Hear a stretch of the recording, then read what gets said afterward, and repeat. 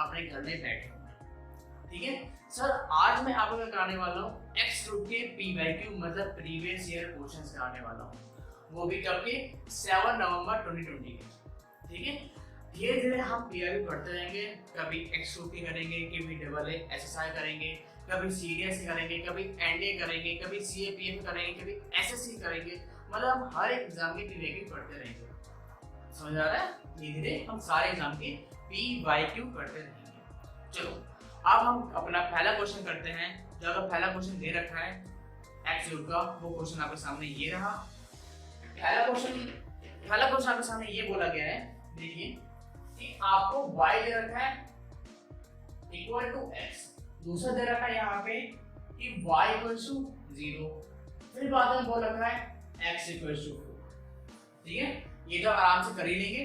चलो ये कौन चैप्टर का आपका क्वेश्चन है, पहले पता है या नहीं पता है? ये आपके क्वेश्चन किसका है? AOI मतलब एप्लीकेशन ऑफ इंटीग्रेशन का क्वेश्चन है ये आपका। ठीक है, चलिए x इक्वल टू y, इसे ग्राफ कैसे बनते हैं किसी को पता है? सर इसे ग्राफ बनता है आपका ऐसे, इसे ग्राफ कैसे बनता है आपका? सिंपल टुवर्ड्स ओरिजिन, मतलब ओरिजिन से पास होता है। ठीक है, x इक्वल टू 0 मुझे पता नहीं भैया कहां से पास होगा। ठीक है, x इक्वल टू 4 भैया कम से कम मैं तुक्का तो मार सकता हूँ, x इक्वल टू 4 पे मैं कम से कम तुक्का तो मार सकता हूँ ना। मान लिया मैंने क्या पता x इक्वल टू 4 मैंने माना आपका यहाँ से पास हो रहा है, ये किसी लाइन है आपकी x इक्वल टू 4 की आपकी लाइन। समझ आ रहा है? अच्छा ये पॉइंट क्या होगा यहाँ पे आपका 0,0, ये पॉइंट कितना होगा यहाँ पे आपका 4,4। समझ आ रहा है? अच्छा अगर मैं इसका, अब मुझे इसका शेडेड पोर्शन का एरिया निकालना है, इसका मुझे क्या निकालना है? एरिया निकालना। अब एरिया कैसे निकालूंगा? अच्छा इस लाइन का मैं इक्वेशन में लिखी हुई है x इक्वल टू y मतलब इंटीग्रेशन ऑफ 0 से लेकर 4 x इंटीग्रेशन मार दो, कितना है यहाँ पे x स्क्वायर अपॉन 2। अब सर इसको सॉल्व करना बच्चों खेल जाएगा, क्योंकि आपने सबने 12th क्लास में पढ़ा था, इंटीग्रेशन सभी ने पढ़ा था। चलिए इसको सॉल्व करते हैं। x स्क्वायर अपॉन 2 मतलब upper limit minus lower limit, solve करिए सर। अपर लिमिट कितना हो गया 1 अपॉन 2 इंटू 4 का स्क्वायर 60 माइनस 0। ठीक है, देखो 0 की औकात तो होती नहीं है, तो 0 को मैं गायब भी कर सकता हूँ। ठीक है, अच्छा तो 2 1 जा 2, 2 8 जा 60, तो आंसर कितना आ गया आपका 8 यूनिट्स। ये आपका पहला क्वेश्चन था, जो क्वेश्चन आपका इतना इजी आया था। ठीक है, अगर आपने 12th क्लास थोड़ा बेसिक से थोड़ा अच्छा पढ़ा हो तो आप तुरंत ही आराम से क्वेश्चन आप सॉल्व कर सकते। ठीक है सर, अब हम आते हैं अपने अगले क्वेश्चन नंबर 2 में। क्वेश्चन नंबर 2 में कुछ नहीं है, सिकारी एंगल के बारे में पूछा है। किसी बारे में पूछा है? सिंपल एंगल के बारे में पूछा है। चलिए अब एंगल कैसे निकालते हैं अपन लोग।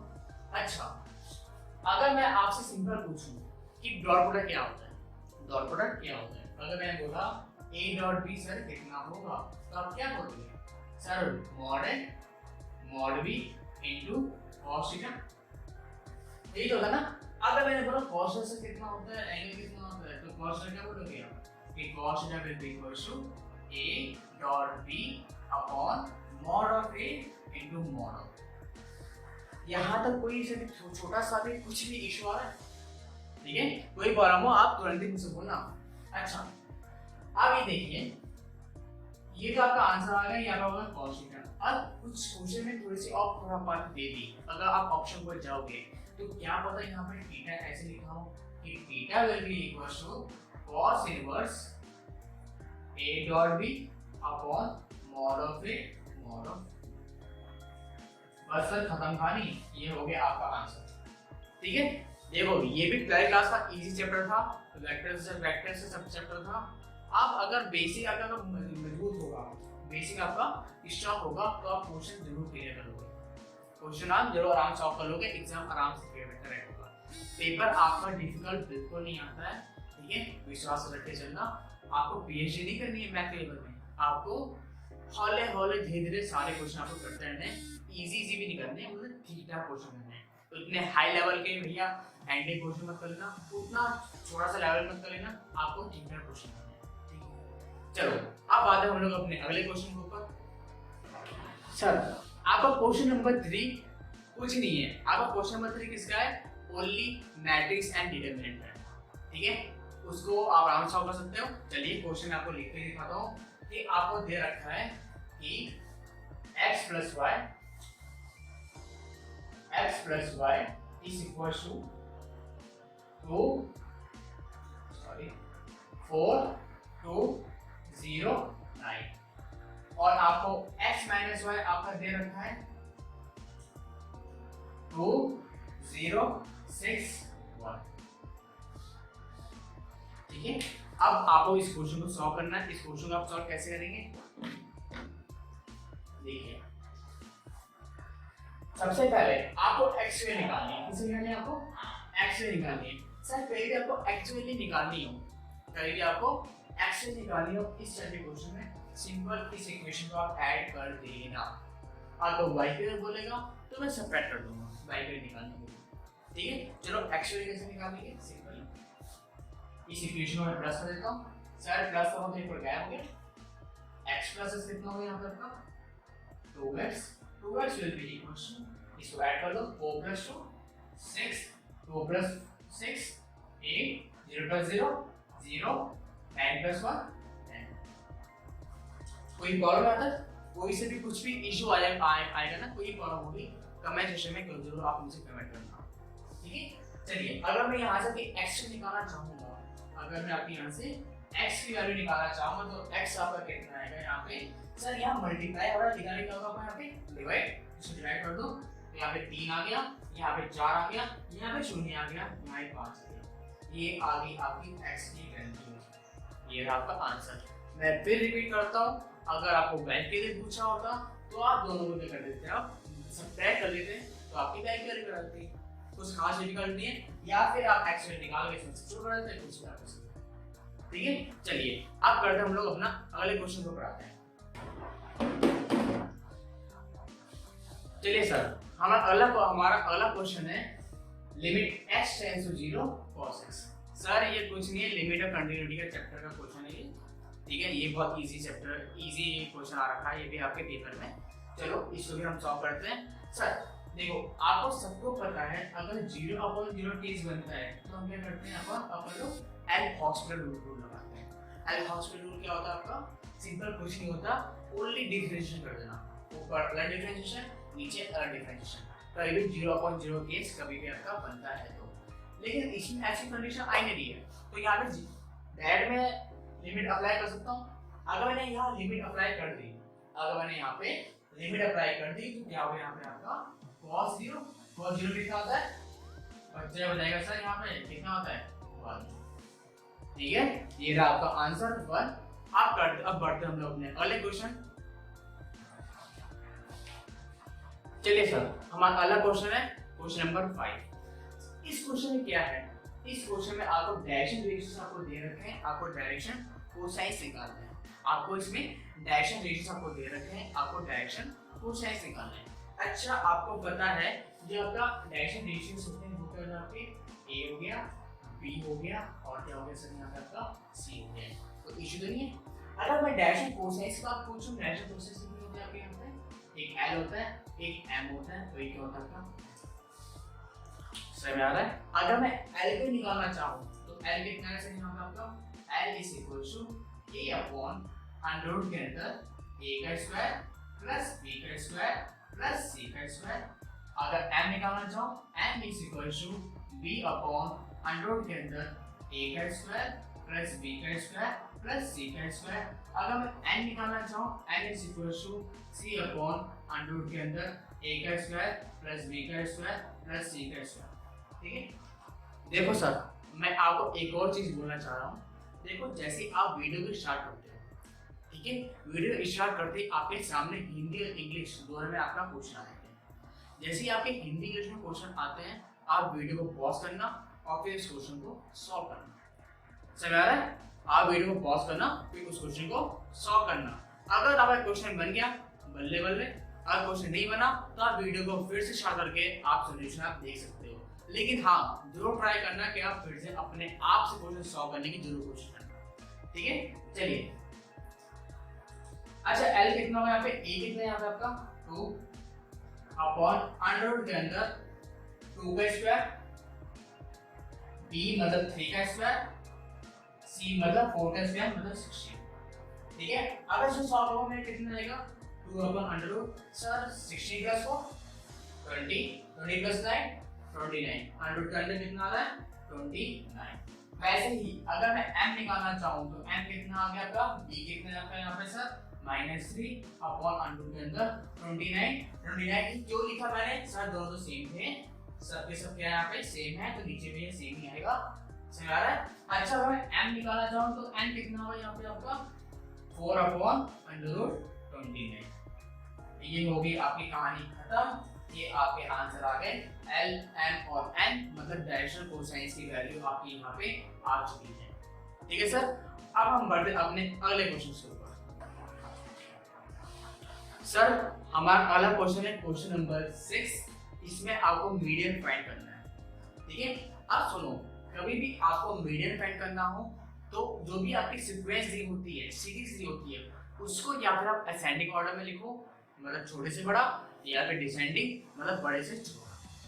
ठीक है, आपका मीनिंग क्या है मीडियन फाइंड करने का, कि जो भी आपको सीरीज दे रखी है उसको या फिर आप असेंडिंग ऑर्डर में लिखिए या फिर आप उसको डिसेंडिंग ऑर्डर में लिखो। चलो मैं इसको असेंडिंग ऑर्डर में लिखता हूँ, मतलब छोटे से बड़ा में लिखने की कोशिश करूँ।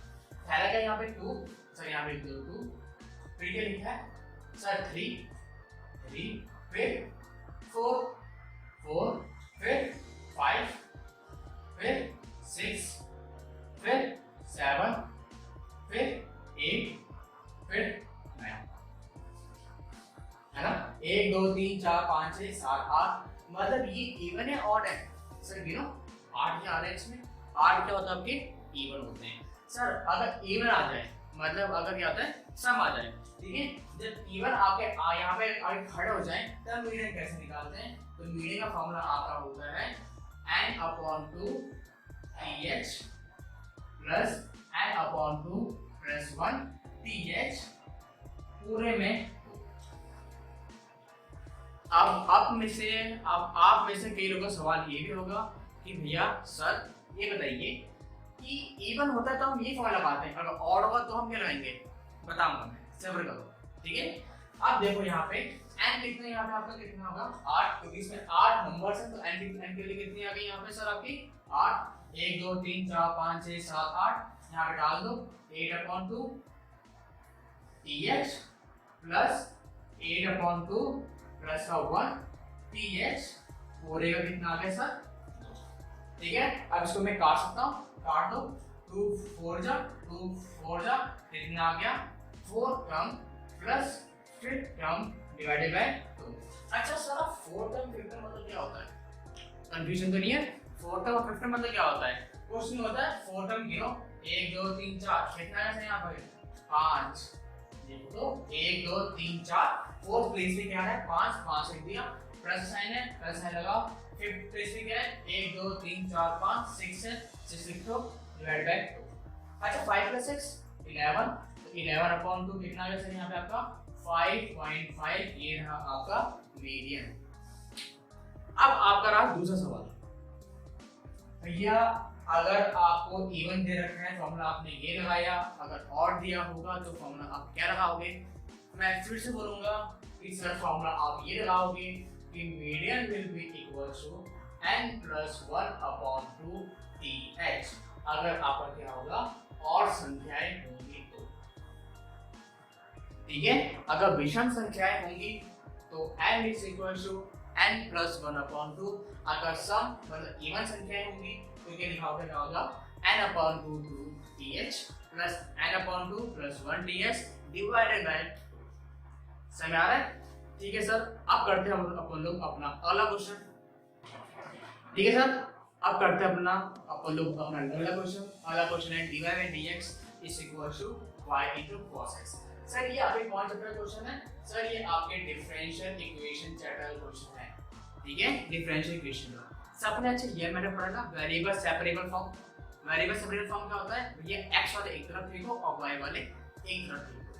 तो देखो देखते हैं क्या होता है यहाँ पे, dy by y is equal to cos x into dx। कुछ नहीं है, इंटीग्रेशन मार दो।